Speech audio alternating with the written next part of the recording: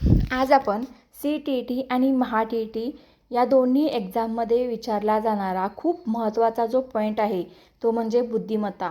बुद्धिमत्ता या पॉईंटवरती, या टॉपिकवरती हमखास या परीक्षेमध्ये प्रश्न विचारलेले असतात. म्हणून हा महत्त्वाचा टॉपिक, महत्त्वाचा जो पॉईंट आहे तो आपण झटपट पाहूयात. चला आता बघा, सर्वप्रथम आपण बुद्धिमत्ता म्हणजे काय हे पाहूयात. बुद्धिमत्ता म्हणजे काय? नवीन परिस्थितीशी जुळवून घेणे, समस्या सोडवणे, तर्कशक्ती वापरणे व शिकण्याची क्षमता म्हणजे काय? बुद्धिमत्ता. आता या बुद्धिमत्तेविषयी अनेक शास्त्रज्ञांनी व्याख्या सांगितल्या आहेत.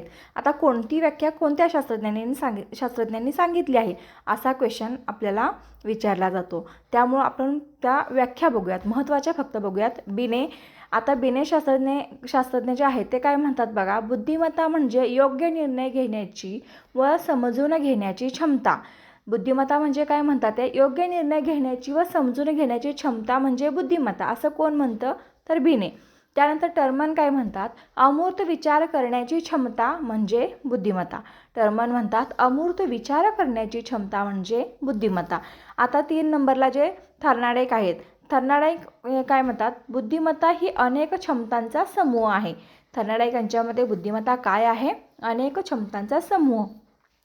आता तुम्हाला एखादा क्वेश्चन दिला असेल, अमूर्त विचार करण्याची क्षमता म्हणजे बुद्धिमत्ता, ही व्याख्या कोणाची आहे? आणि खाली शास्त्रज्ञांची नावे दिलेली असेल, बिने, टर्मन, थर्नाडाईक, गार्डनर. तर तुम्हाला त्यातला करेक्ट ऑप्शन निवडायचा आणि जे उत्तर बरोबर आहे त्या उत्तरासमोर काय करायचं? गोल करायचं. आता त्यानंतरचा महत्त्वाचा पॉईंट बघा, गार्डनर. Howard gardener. बहुविध बुद्धिमत्ता सिद्धांत कोणी मांडला? हा प्रश्न खूप वेळा परीक्षेला विचारलेला आहे. बहुविध बुद्धिमत्ता सिद्धांत हा गार्डनर यांनी मांडला.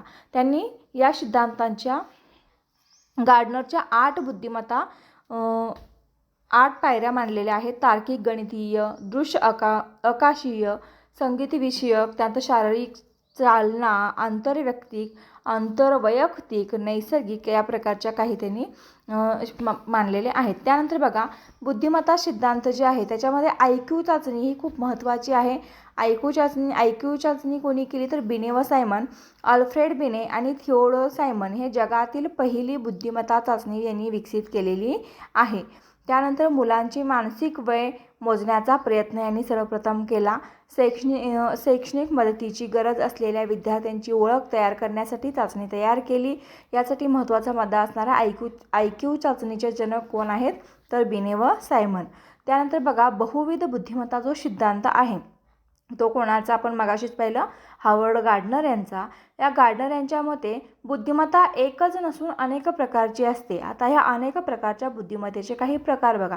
भाषिक, तार्किक, गणितीय, दृश्य अवकाशीय, संगीतविषयक, शारीरिक, चालना, आंतरवैयक्तिक, आंतरवैयक्तिक, नैसर्गिक. आणि त्यातले काही महत्त्वाचे आपण पॉईंट बघणार आहोत.